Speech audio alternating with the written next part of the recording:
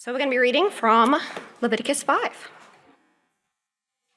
If anyone sins because they do not speak up when they hear a public charge to testify regarding something they have seen or learned about, they will be held responsible.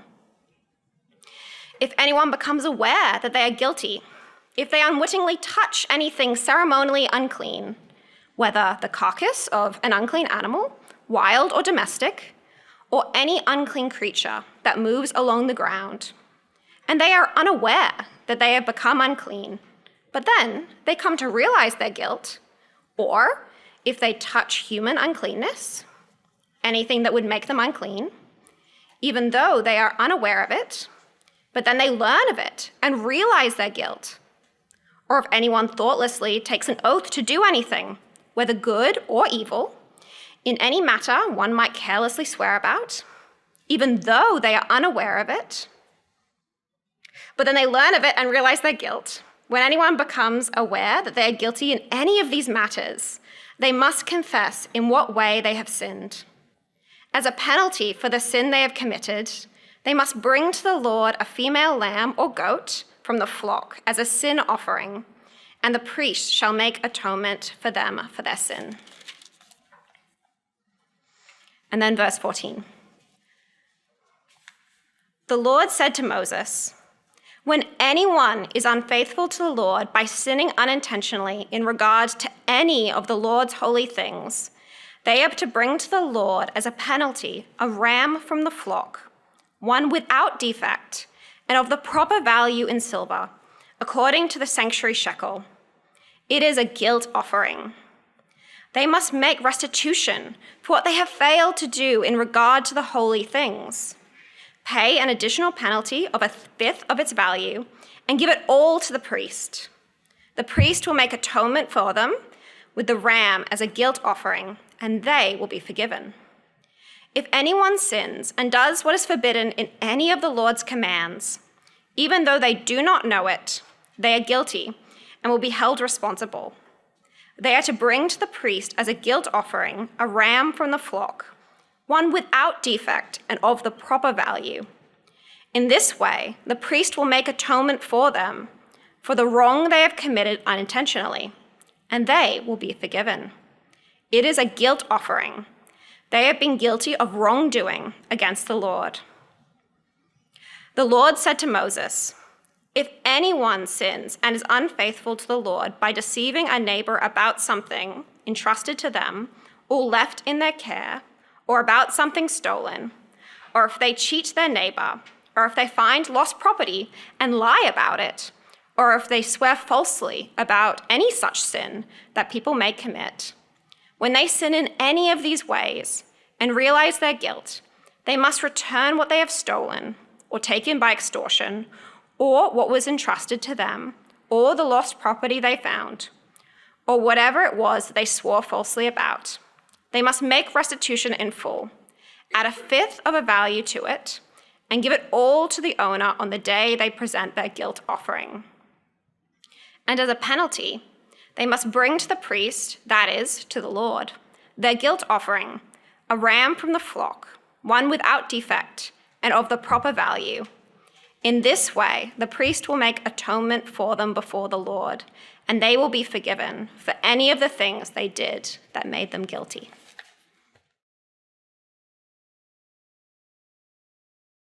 Thank you, Xanthi. Thank you, Mark. Since your little session, I've been madly scribbling out my rhetorical graphs and stats from this sermon.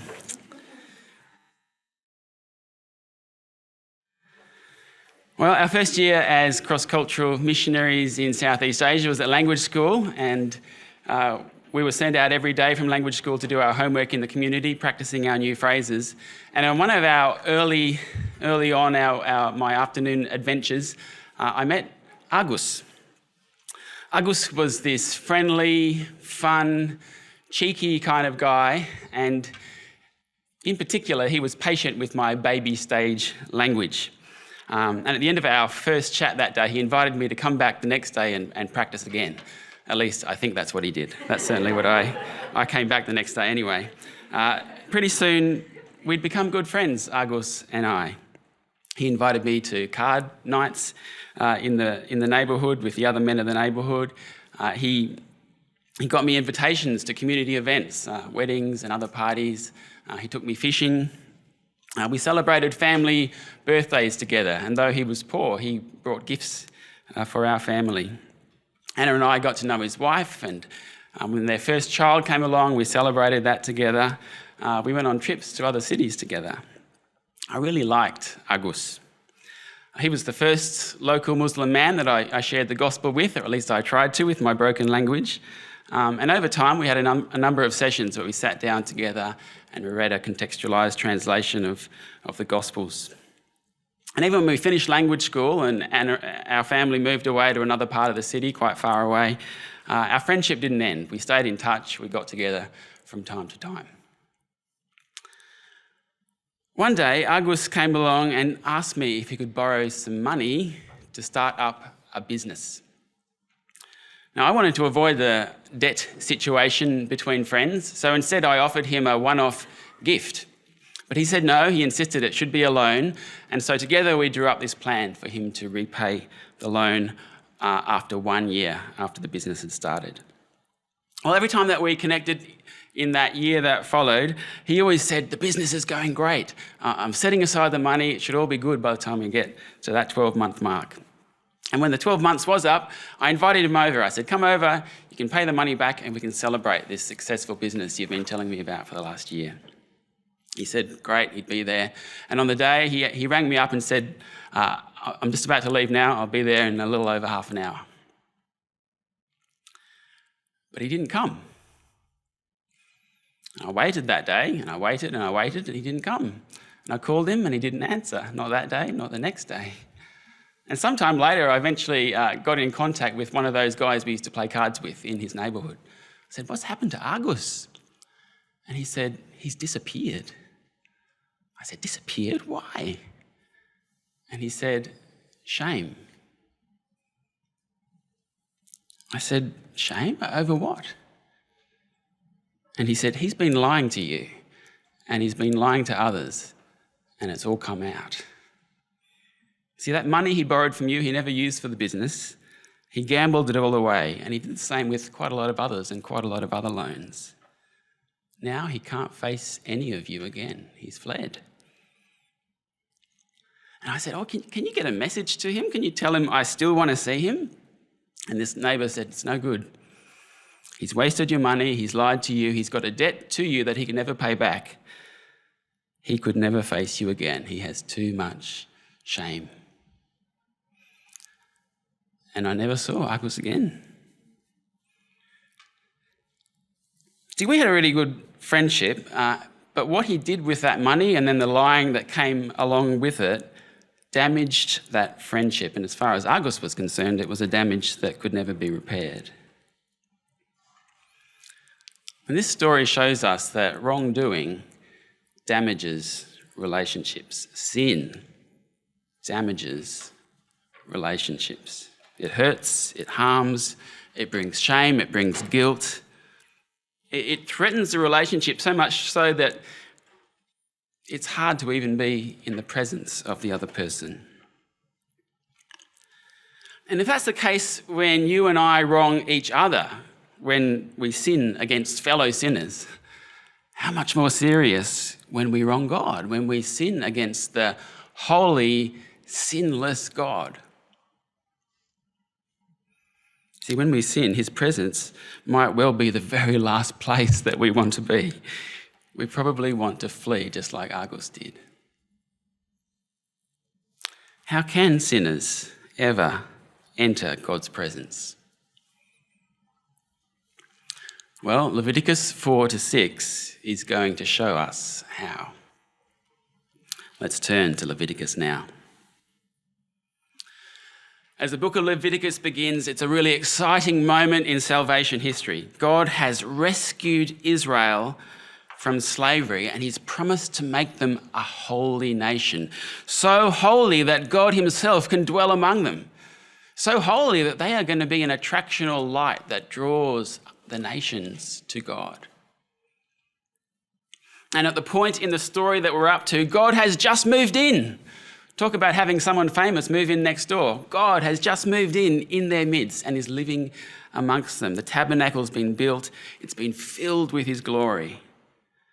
And what we have in the opening pages of Leviticus is God revealing to Israel how they might enter into his presence to worship him. So the opening chapters, in the opening 7 chapters, lays out 5 offerings. 5 offerings which the Israelites are to bring to God as they come into his presence to worship him. So what they do is they give us this portrait of an Israelite approaching God, of an Israelite worshipping, a portrait of biblical worship. In the first 2 weeks of the semester, and we've seen the first 3 offerings. The burnt offering back in week 1, and last week with Jansen, the grain and the fellowship offerings. And we saw that these were opportunities to express thankful devotion and to enjoy fellowship and feasting with God. So wonderful. But what about the elephant in the room, the elephant in the tabernacle?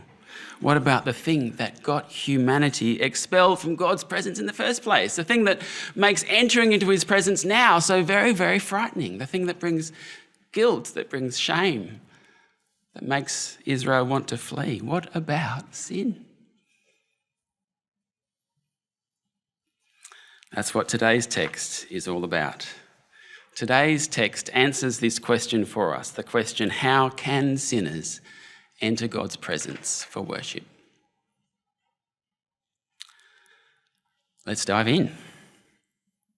So in these chapters, Leviticus 4 through to 6, we have offerings number 4 and 5 of the set of 5, the sin offering and the guilt offering.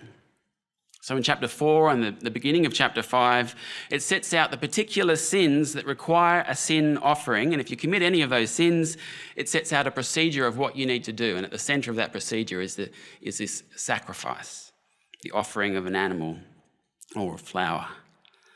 And then the second half of chapter 5, moving into chapter 6, we have another list of sins, and these ones require a guilt offering. If you commit one of these, once again, there's a procedure.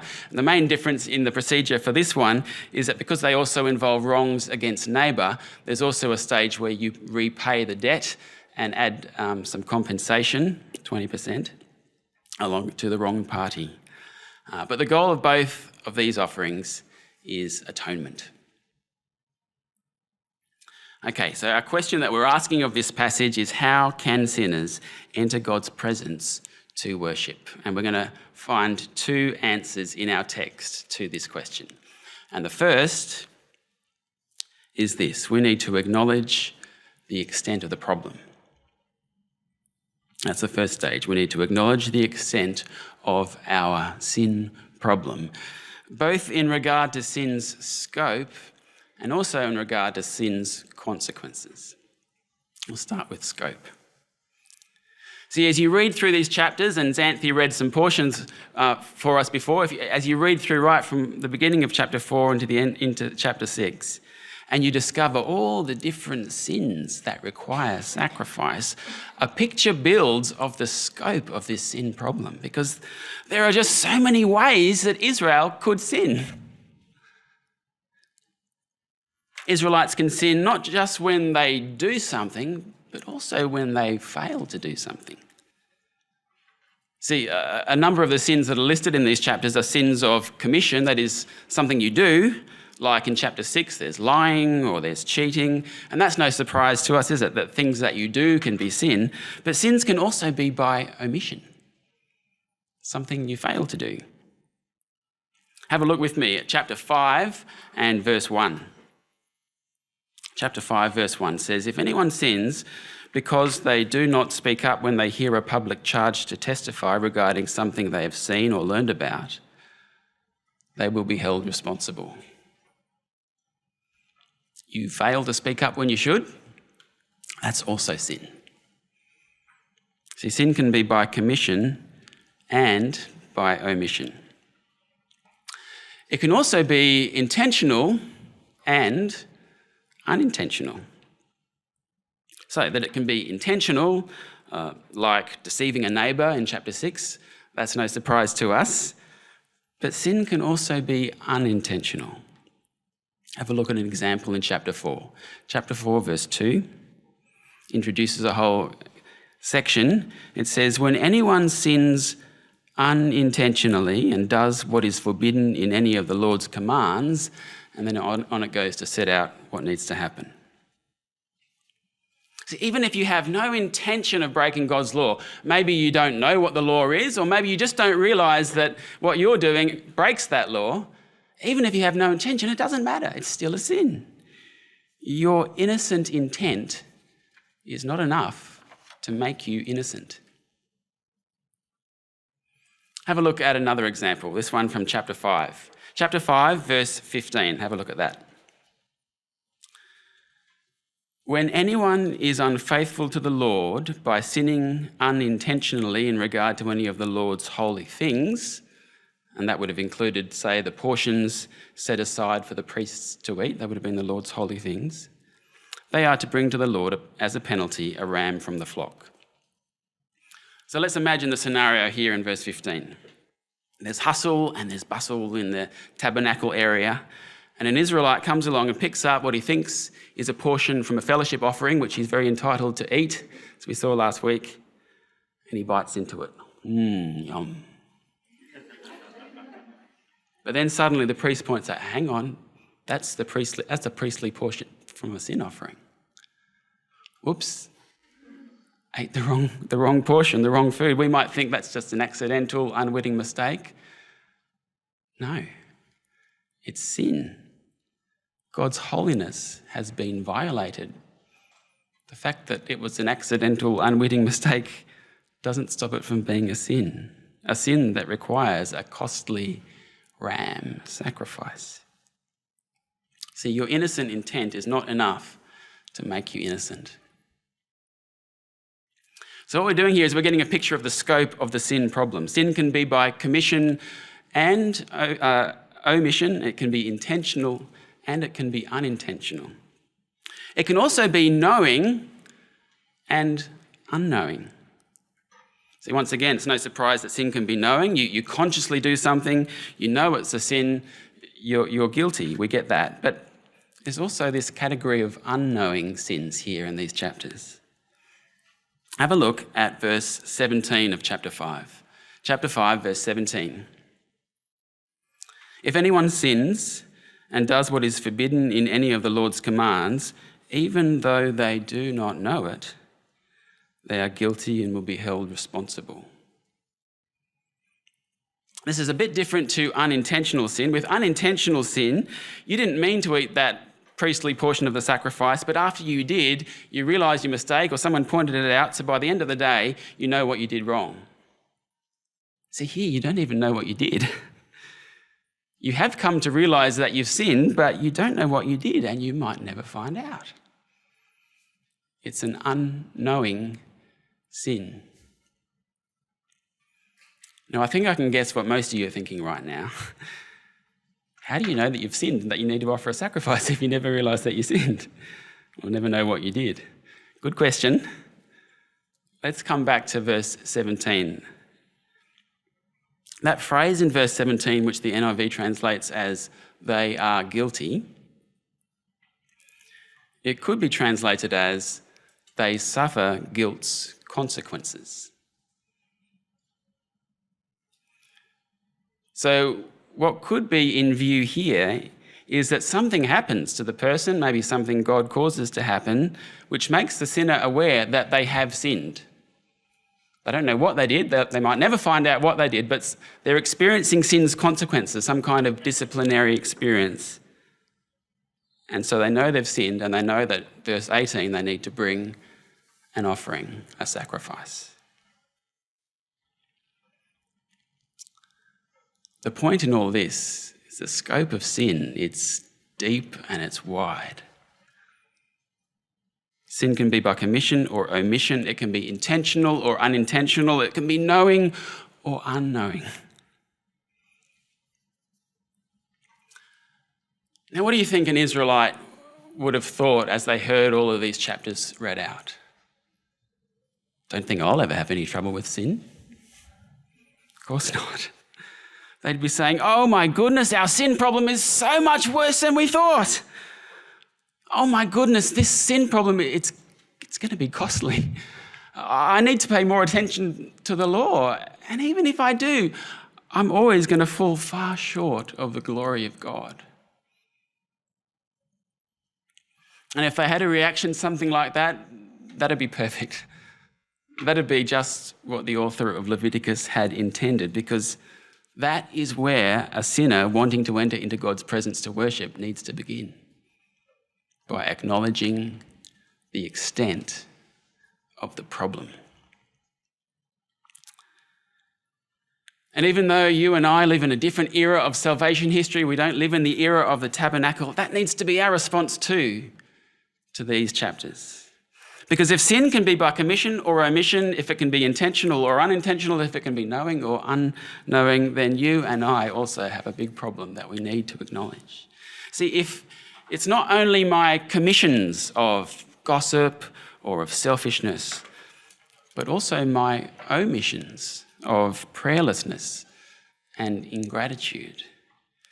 If it's not only my intentional wrongs, like when I meant to lie or I meant to speak those words that were unkind, but it's also my unintentional wrongs where I didn't mean to hurt anyone, but I did.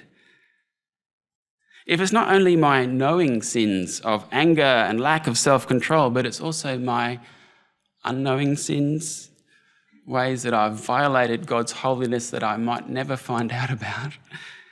If all of that is sin, then I need to admit, and we all need to admit, that our sin problem runs wide and deep.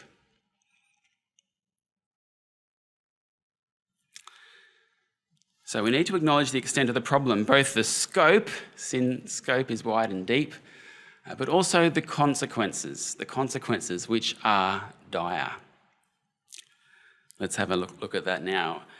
If we've been following the Bible storyline from Eden to this point, we've already seen that sin ruptures the divine-human relationship. It damages the relationship. It stops people being in God's presence. And now when we get to this point in the story where God has come to dwell amongst Israel, there's an urgent problem. With God right there, it endangers the people. It endangers sinners. It's this problem that just needs to be dealt with. One of the things that's come out in the last 2 weeks at Principles Hour, we've looked at these first 3 offerings, is that they were voluntary. There's no command to do them. You didn't have to do them. You only did it if you wanted to, if you wanted to express thanks, if you wanted to enjoy fellowship. Now that all changes with offerings 4 and 5 when the focus turns to sin. Have a look at chapter 4, verse 3. If the anointed priest sins, bringing guilt on the people, he must bring to the Lord a young bull without defect as a sin offering for the sin he has committed. He must. There's no option here. It's not voluntary. Sin must be dealt with. It must be atoned for. It's dangerous if it's not. And that pattern continues right through these chapters. Chapter 4, verse 15, the assembly who has sinned must. Verse 23, the leader who has sinned must. Verse 28, the member of the community who has sinned must. Chapter 5, verse 5, they must. Verse 16, they must. Chapter 6, verse 4, verse 5, verse 6, must. You get the picture. Sin is something which endangers. Undealt with sin is dangerous. It must be dealt with. And in the coming weeks, the book of Leviticus is going to show us just how dangerous undealt with sin can be. And that danger isn't just limited to the individual sinner. Did you notice in chapter 4, verse 3, where it said, if the anointed priest sins, who's endangered? It says, bringing guilt on the people. One person's sin can endanger everyone. So sin's consequences are dire. Our question today is, how can sinners enter into God's presence to worship? The first step, the first part of the answer is that we acknowledge the extent of the problem, both the scope, which is wide and deep, and also the consequences, which are dire. Because if we don't take this first step, acknowledging the extent of the problem, we won't properly take hold of God's gracious solution. And this first step, I think, is hard for us. Because we're shaped by our culture, and in our culture, we don't like talking about sin. In fact, we don't even like admitting that sin exists. In our culture, we don't like the absolutes of right and wrong. We prefer to think of them as relatives. We prefer to think of people as essentially good. That's a distinctive of our culture. And as someone who did evangelism in another culture for many years and never had any trouble convincing people that they were sinners, this is a real distinctive, a contrast I can notice here in our culture. Edward Welsh is an expert in helping Christians to fight addictions. And he says that in that fight, you absolutely need to begin by acknowledging the problem, by acknowledging the sin. But he says he finds that so hard in Western culture. He works in America. He finds it so hard to discuss sin in our culture. Have a listen to what he writes.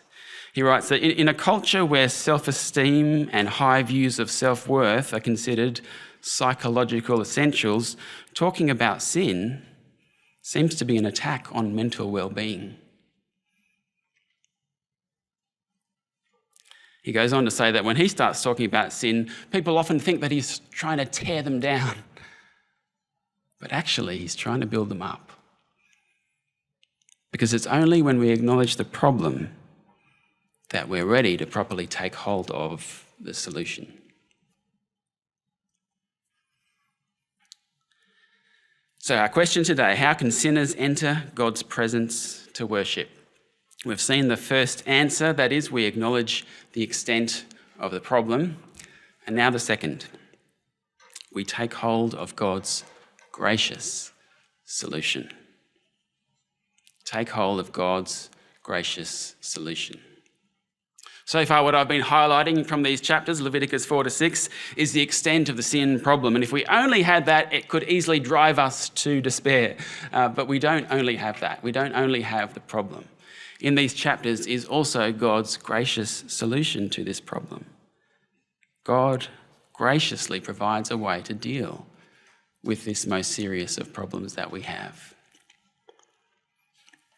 And in this passage, what God does is he sets out a procedure. The main elements of the procedure include confession. Sometimes it's implicit, sometimes it's explicit. Chapter 5, verse 5, as an example of that, says, when anyone becomes aware that they are guilty in any of these matters, they must confess. So there's confession. Another stage in the procedure for some of the sins is repayment and compensation to the wronged neighbour. For an example of that, have a look at chapter 6 and verse 5. If anyone cheats their neighbour, chapter 6, verse 5, they must make restitution in full, pay back whatever they cheated them, and add a fifth of the value to it, and give it all to the owner on the day they present their guilt offering. So the stages of the procedure, you've got confession, in some cases repayment, compensation. In all cases, the centre of this procedure is this offering that's made to God. So whoever the wrong seems to be against, all wrongs are ultimately sins against God, and so the sin needs to be dealt with an offering. And what the chapters do is they set out what the offering needs to be and the procedure for making that offering. And that's where most of the detail comes in these chapters. But what I really want to highlight is that alongside all that procedure comes this wonderful, amazing promise. Have a look at an example of that. Chapter 4, verse 20. In this way, when the procedure is done, in this way the priest will make atonement for the community and they will be forgiven. Chapter 4, verse 26. In this way the priest will make atonement for the leader's sin and he will be forgiven. Verse 31. In this way the priest will make atonement for them and they will be forgiven. And we could keep reading. It's a refrain that just gets repeated right through the chapters. Atonement, forgiven. Atonement, forgiven. Atonement, this sinner is cleansed from the effects of their sin. Forgiven. The debt is gone. The damage to the relationship, it's repaired. The danger caused by the sin is removed. And the wonderful outcome of it all is that this forgiven Israelite can now enter into God's presence for worship without shame, without guilt, and they can enjoy the blessing of being in that place they were created to be, in God's presence, worshipping him. This is a beautiful picture of God's grace, isn't it? A beautiful picture of God's grace. God has made a way for unholy sinners to enter into his holy presence. He's found a way to deal with Israelites' biggest problem, sin.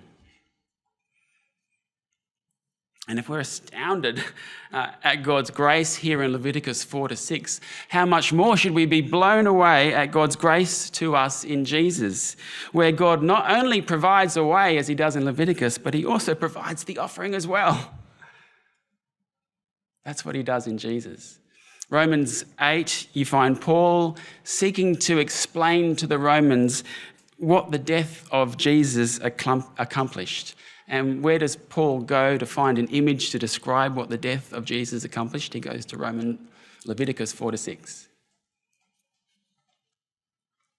Romans 8 verse 3 says, God sent his own son in the likeness of sinful flesh to be what?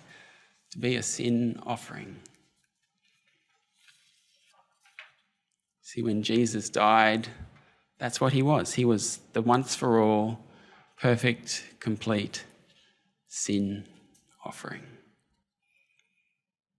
Just as the Israelites then depended on the sin offerings of rams and bulls to bring them atonement and forgiveness, so too we today depend on the perfect, complete sin offering of Jesus to bring us atonement and forgiveness.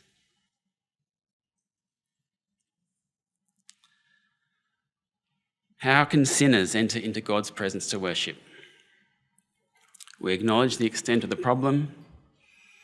We take hold of God's gracious solution.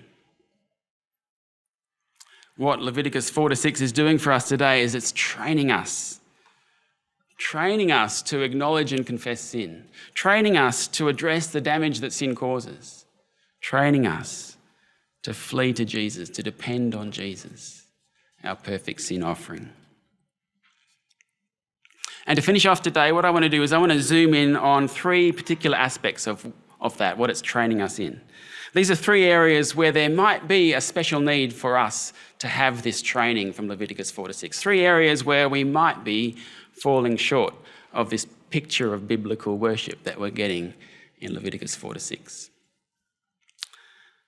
First one, let's acknowledge and address sin quickly. Our human tendency is to not acknowledge sin, isn't it? It's to downplay it, to excuse it, to minimize it. Oh, I didn't mean to hurt that person. My intention was good. It wasn't my fault. That's our tendency. As I've been writing this sermon and reflecting on that, I've been biting my tongue a number of times when I've sought to excuse things as they've come to light. Our human tendency with sin is to cover it up, to hide it, to sin more to cover it up. Our human tendency is to delay addressing it, to do nothing, to let it fester. The kinds of worshippers that Leviticus 4-6 is training us to be, those kind of worshippers don't pretend they don't have a problem with sin. They acknowledge it, they confess it, and then they take hold of God's solution. Even the unintended sins, as soon as they realise what they've done, they address the problem. See, this passage has made very clear that sin is a problem. But do you know what an even bigger problem is? An even bigger problem is inaction when we sin. not acknowledging it, not addressing it, not taking hold of God's solution, letting it fester, allowing its effects to multiply, allowing the relational damage it causes just to grow and be untreated. Leviticus 4-6 is training us today to acknowledge sin and address sin quickly. That's the first one. Second one, let's address the fallout of sin with our neighbour as a first priority. In Leviticus 5 and 6, where there's a wrong to neighbour as well as to God, the sinner is always required to make restitution with the wronged neighbour first. The repayment, the compensation. Always required to repair what was damaged to that neighbour first. And then when that's done, then they go and make the offering to God and receive atonement and forgiveness from God. See, reconciliation with neighbour precedes forgiveness from God. Jesus said something pretty similar, didn't he? Matthew 5. If you're offering your gift at the altar and there remember that your brother or sister has something against you, leave your gift there in front of the altar. First go and be reconciled to them, then come and offer your gift. Reconciliation with each other matters. Can't be separated out from the forgiveness we receive from God. Those two are intertwined and connected. So this passage is teaching us to take responsibility for the hurt that we cause others, for the damage that we cause others, to acknowledge it and to bear the costs as much as we can. Perhaps in this we can be inspired by Zacchaeus.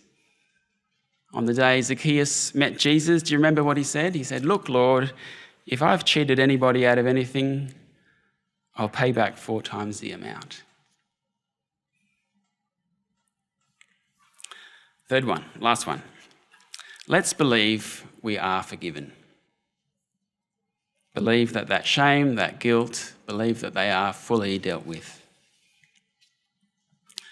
Our human tendency again. What's our human tendency here? Our human tendency can be to carry that guilt, to hold on to that shame, to feel that, and then to withdraw from the one that we have wronged. When Agus cut off from me, I can see why he did it. He'd lied to me, he'd wasted my money, he owed me this debt which he could never pay back. I can see why he did it, but I so wished that he hadn't. I wish that he knew that there was a better way to deal with that shame. I wish that the damage could have been repaired, that we could have enjoyed our friendship again. God doesn't want you, he doesn't want us hiding from him in shame. He longs for us to come to him guilt-free, shame-free. Look at the lengths that he's gone to make that happen. See, just as the Israelite needed to hear that promise again and again in Leviticus 4-7, atonement is made, you are forgiven. So too, you and I need to hear that promise again and again.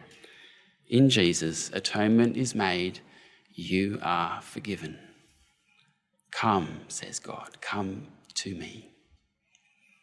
Let's pray.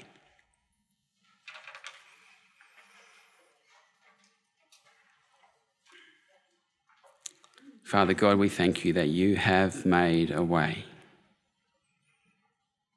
Please help us to acknowledge our sin. Please help us to take hold of your gracious and wonderful solution, trusting your promise that in Jesus, atonement is made and we are forgiven. And it's in his name that we pray.